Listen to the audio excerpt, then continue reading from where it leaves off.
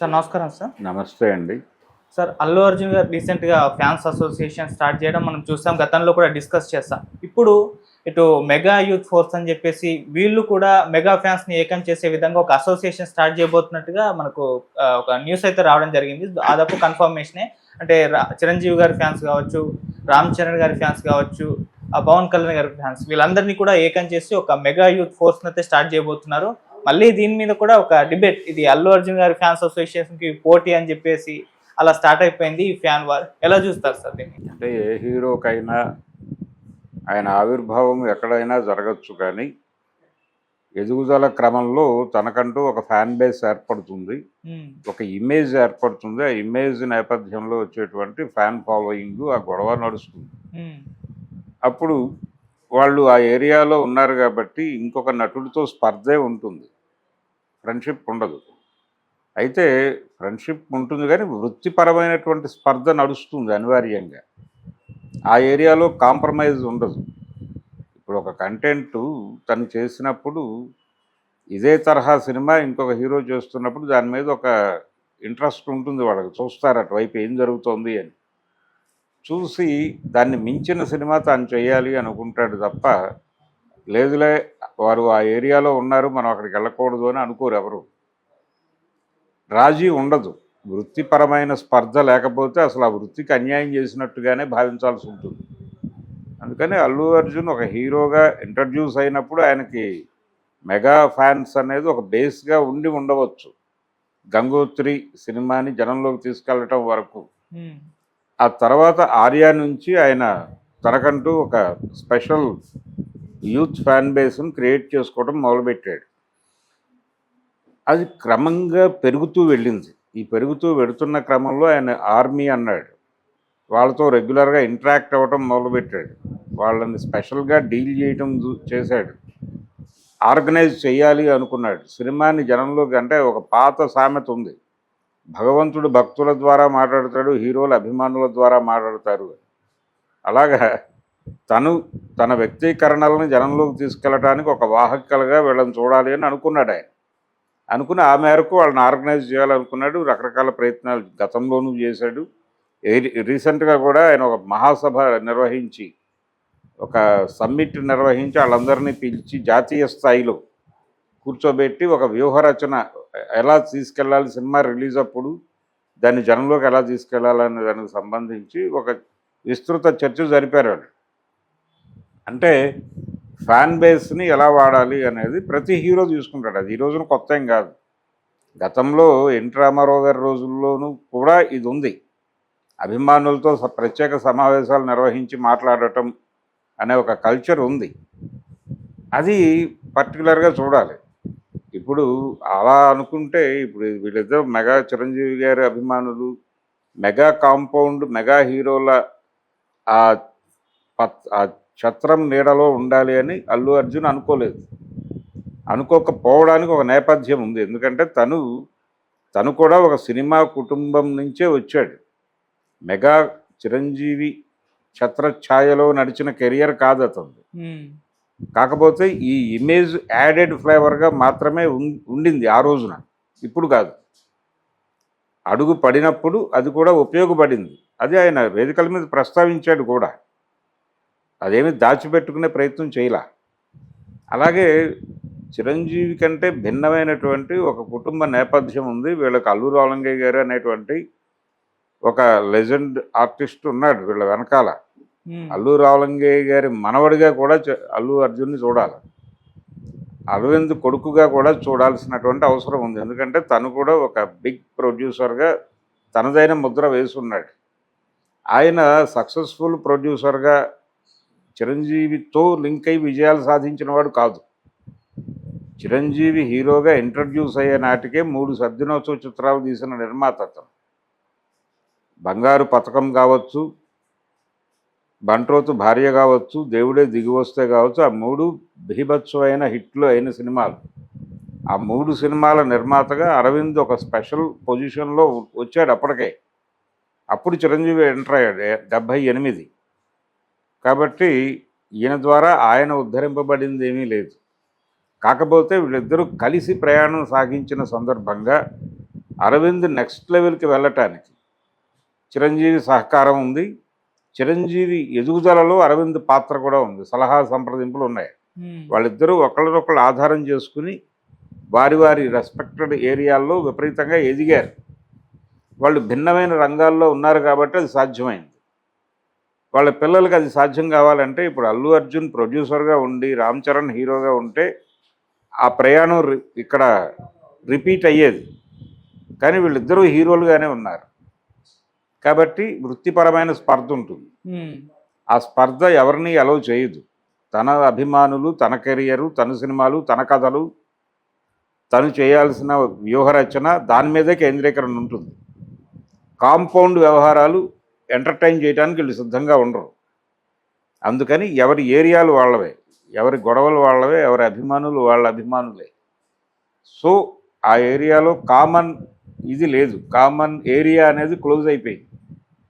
ఈ common area close అవ్వటం అనేది మనకి ఆర్యా 1 టైంలోనే ఒక స్పష్టత వచ్చేసింది ప్రపంచానికి. ఇప్పుడు కొత్తగా మాట్లాడుతున్నారు కానీ చాలామంది ఆ టైంలోనే తనని తాను ఒక స్పెషల్ ఏరియాలో లొకేట్ చేసుకోవటానికి మొదటి అడుగు వేశాడు. ఎవరు? అల్లు అర్జున్. దాన్ని అరవింద్ గారు స్వాగతించాడు ఆ రోజునే. కాబట్టి ఇప్పటికే అదే ఆర్గ్యుమెంట్. ఈ ప్రాసెస్లో ఆయన ఒక అభిప్రాయం జనాలకి కలిగింపజేసే ప్రయత్నం తీవ్రంగా చేశాడు అరవింద్ గారు. ఆ ప్రయత్నం చేయటంలో పర్టికులర్గా గీతా ఆర్ట్స్ నుంచి అందరవాడు తర్వాత చిరంజీవితో సినిమా తీయలే. నిజానికి చిరంజీవి గారి రీఎంట్రీ సినిమా ఖైదీ నెంబర్ 150 గీతా ఆర్ట్స్లో జరగాలి.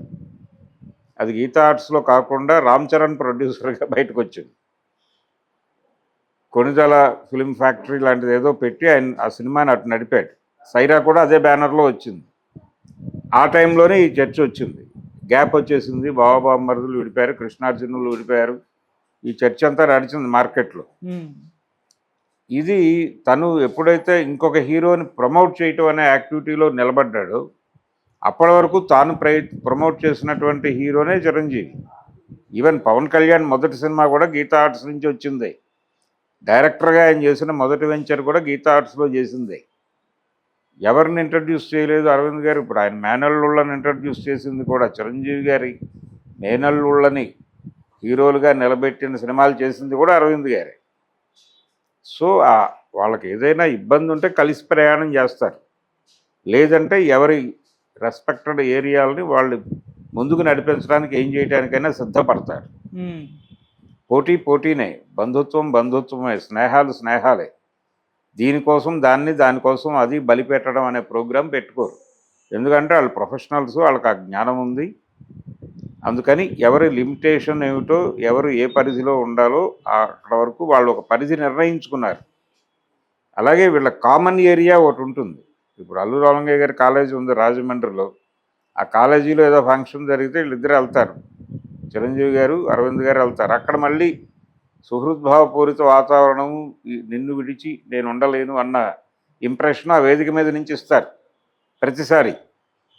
అది చూసి జనాలు ఆ వారం 15 రోజులు ఆనందపడతారు. మళ్ళీ ఎవరి గొడవలు వాళ్ళవే. అందుకని వీళ్ళు కూడా కన్సాలిడేట్ చేయాలనుకుంటున్నారు తమ అభిమానులు. కన్సాలిడేట్ చేసుకోవటం సినిమా ప్రమోషన్కి చాలా అవసరం. అది అలా సక్సెస్ అవ్వచ్చు. సినిమాని జనంలోకి తీసుకెళ్లేది అభిమానులే. కాబట్టి అభిమానులతో సినిమా రిలీజ్కి ముందు ఒకసారి మాట్లాడటం అనే సాంప్రదాయాన్ని మనం తప్పనిసరిగా పాటించి తీరాలి అనే విషయాన్ని ఈ జనరేషన్లో కొంచెం రూటెడ్గా చెప్పినవాడు అల్లు అర్జునే. అందుకని దాన్ని వీళ్ళు ఇన్స్పిరేషన్గానే తీసుకున్నారు. అందం పోనీ వీళ్ళకి ఒక కన్సాలిడేషన్ ఉంది మొదటి నుంచి. కానీ ఇప్పుడు ఇంకొంచెం డెప్త్తో జరగాలి. ఎందుకంటే సినిమా రిలీజ్కి ఉంది రేపు పెద్ది. అవును. ఈ సినిమా ద్వారా ఒక మార్కెట్ ప్రకంపనలు క్రియేట్ చేసి గ్లోబల్ స్టార్గా ఆయన ఇమేజ్ని నిలబెట్టే సినిమాగా నిలబడాలి అది. అందుకని లోకల్ మార్కెట్లో ఒక బిగ్ రెవెన్యూకి వెళ్ళాలి అది. ఈ లోకల్ మార్కెట్ బిగ్ రెవెన్యూ జాతీయ మార్కెట్కి ఎన్హాన్స్ అయ్యి దానికి ఇప్పుడు కొత్త టార్గెట్లు సెట్ చేస్తున్నారు దురంధర్ సినిమాతో. దానికి సమీపంలోకైనా వెళ్ళాలి సినిమా. వెళ్ళటానికి సంబంధించి వీళ్ళ కంట్రిబ్యూషన్ ఉండాలి. అందుకని జాతీయ నటుడు అని చెప్పుకోవడంతో పాటు జాతీయ స్థాయిలో ఆయనకు ఉన్నటువంటి అభిమానులని అందరినీ ఒక చోట కూర్చోబెట్టి కన్సాలిడేట్ చేసి ఒక వ్యూహరచన చేయాల్సిన అవసరం ఉంది. వాళ్ళది రిలీజ్ దగ్గరకు వస్తుంది. ఏప్రిల్ 30వ తారీఖు రిలీజ్. అవును. ఒక రకంగా ఈ సినిమా రిలీజ్కు సంబంధించిన సన్నాహంగానే దీన్ని చూస్తున్నాను నేను. చిరంజీవి గారి టోటల్గా లోకల్ మార్కెట్ సినిమా కాబట్టి దానికి సంబంధించిన వ్యూహరచన వాళ్ళకు ఉంటుంది. కానీ ఇది వేరే, ఇది ప్రెస్టీజియస్ ప్రాజెక్ట్, చాలా డబ్బులు ఖర్చు పెట్టి ఉన్నారు దాని మీద. కాబట్టి దాని మీద మార్కెటింగ్ ప్రికాషన్స్ తీసుకోవడం తప్పేం కాదు. ఇది మార్కెటింగ్ ప్రిపరేషన్తో పాటు అభిమానులు కన్సాలిడేట్ చేసుకుని భవిష్యత్తులో వీళ్ళ ముగ్గురు నుంచి వచ్చే సినిమాలని ప్రాపర్గా జనంలోకి తీసుకెళ్ళటం అనేది, ఛానలైజ్ చేయటం అనేది, ఆ యాక్టివిటీ మనం చేసుకోవచ్చు వీళ్ళతో అనే ఒక నర్మగర్భమైన విషయాన్ని వాళ్ళు అడాప్ట్ చేసుకుని దాన్ని ఆచరణలో పెట్టే ప్రయత్నం చేస్తున్నారు ఇప్పుడు. ఈ ఫ్యాన్ మీట్ల ద్వారా, ఈ ఫ్యాన్ మీటు కొత్తగా అంటే ఆయన ఆర్మీ అన్నాడు, వీళ్ళు ఇంకోటి ఏదో అంటున్నారు. ఇలా ఒక నిర్మాణం అయితే ఉండాలి. అభిమానుల్ని నిర్మాణంలోకి తీసుకొచ్చి కన్సాలిడేట్ చేసి వాళ్ళని ప్రాపర్గా ప్రాజెక్టుకు ఉపయోగపడేలాగా డ్రైవ్ చేయటం అనేది మంచి వ్యూహరచనే, మంచి ఆలోచనే. వీళ్ళు కొంచెం లేట్గా ఎంటర్ అయ్యారు ఆ ఏరియాలోకి. ఆయన కొంచెం ఒక అడుగు ముందు ఉన్నాడు. ఓకే, ఎవరి గొడవ వాడిది. దీనివలన కొత్తగా వాళ్ళ మధ్య వచ్చేటువంటి విభేదాలు లేవు, కొత్తగా వచ్చే స్నేహాలు అంతకంటే లేవు. ఎవరి యుద్ధం వారిదే. వారు అల్లు అనేది ఒక బ్రాండ్ చేయాలని యుద్ధం చేస్తున్నాడు, అది బ్రాండ్ అయిపోయింది ఆల్రెడీ. సో వీళ్ళు మెగా అనేదాన్ని ఒక బ్రాండ్గా అది మారింది. దాన్ని సస్టైన్ చేసుకోవడానికి వీళ్ళ యుద్ధం వీళ్ళు చేస్తున్నారు. ఓకే, రెండు యుద్ధాలు సక్సెస్ కావాలనే కోరుకుందాం మనం. రేపటి రోజు మిగతా హీరోలు కూడా ఇదే ఎవరి పద్ధతి అదే. అంటే గతంలో కూడా ఈ పద్ధతి ఉండేది, అభిమానులతో ఇంటరాక్ట్ అవ్వటం. అంటే పర్టికులర్గా ఏం చేసేవాళ్ళు అంటే వాళ్ళ బర్త్డే సందర్భంగా, కృష్ణ గారి పుట్టినరోజు సందర్భంగా ఆయన ఊటీలో షూటింగ్లు పెట్టుకునేవాడు. ఊటీలో షూటింగ్లు పెట్టుకున్నప్పుడు ఆ డేట్కి అభిమానులు అక్కడికి వచ్చేలాగా ప్లాన్ చేసేవాడు. ప్రొడ్యూసర్లకు చెప్పేవాడు, బాబు మా అభిమానులు వస్తారు, విస్తృతంగా ఏర్పాట్లు చేయండి అని. వచ్చాక వాళ్ళందరినీ కూర్చోబెట్టి ఏంటి భవిష్యత్తు, ఈ సంవత్సరం మనం ఏం చేయబోతున్నాం, ఎలా తీసుకెళ్లాలి సినిమాలని అని ఒక వ్యూహరచన జరిపి ఒక రూట్ మ్యాప్ ఇచ్చి పంపించేవాడు ఆయన. రామారావు గారు ఆయన పద్ధతిలో ఆయన చేసేవాడు. మెడ్రాస్ పిలిచి అడపా కూర్చోబెట్టి ఏ సినిమాని ఎలా తీసుకెళ్ళాలి జనంలోకి అని ఒక రూట్ మ్యాప్ ఇచ్చి పంపించేవాడు. దాని నుంచి అడాప్ట్ అయ్యి కృష్ణ గారు చేసేవాడు. ఆయన ఇంకొంచెం ఆర్గనైజ్డ్గా చేశాడు. ఆయన అప్పుడప్పుడు అభిమానుల అభిప్రాయాలకు విలువనిచ్చేవాడు కూడా కాదు, కానీ ఈయన పట్టించుకుని ఈయన ధోరణిలో వాళ్ళని అనువుగా మలుచుకుని వెళ్ళేవాడు. అక్కడ రామభక్త హనుమాన్ అని ఒక ఆయన ఉండేవాడు, శ్రీపతి రాజేశ్వర్ అని. ఆ తర్వాత పాలిటిక్స్లోకి వచ్చాడు. ఆయన ఎమ్మెల్యే అయ్యాడు, మంత్రి అయ్యాడు, చాలా చేశాడు, చనిపోయాడు. అలాంటి ఒక హ్యాండ్ ఉండేది. ఆయన రామభక్త హనుమాన్ అనే ప్రపంచం పిలిచేది. రామారావు గారి అభిమాన సంఘాలకి ఆయన కీలకుడు. వారు నిర్వహించేవారు సభలు, వీరితో సంబంధం లేకుండా ఆయనే పెద్ద స్థాయిలో మీటింగులు రీజనల్ వైడ్ కండక్ట్ చేసేవాడు. తిరిగేవాడు, మాట్లాడేవాడు, ఆ గోల్లో ఉండేవాడు ఆయన. సో అలా రమేష్ రెడ్డి అని ఒక ఆయన ఉండేవాడు, రాయలసీమ, నెల్లూరు ఆయన. వారు కూడా రాజకీయాల్లోకి వచ్చాడు. ఆయన కూడా ఇదే ప్రోగ్రాంలో కన్సాలిడేషన్ ఆఫ్ ఎన్టీఆర్ ఫ్యాన్స్ అనే ప్రోగ్రాంలో ఉండేవాడు. అది ఆ రోజుల నాటి గొడవ. అంటే ఈయన ఎప్పుడైనా ఒక్కొక్కసారి వాళ్ళ అభిప్రాయాలను గౌరవించడు అనే అభిప్రాయం కూడా కలిగించేవాడు. అలాంటి వాతావరణం నేరుగా ఇంటరాక్ట్ అయితే ఇలాంటి ప్రమాదాలు వస్తాయని వీళ్ళు భుషాన్ని వేసుకుని నడిపేవాడు. అది అప్పటి పరిస్థితి. ఇప్పుడు ఆ గొడవ లేదు. ఇప్పుడు హీరోలు స్ట్రైట్ అవే కూర్చొని మాట్లాడుతున్నారు. కృష్ణ గారి నుంచే ఉంది అది. కృష్ణ గారు స్ట్రైట్గా అవతల వాళ్ళ అభిప్రాయాలు తీసుకునేవాడు.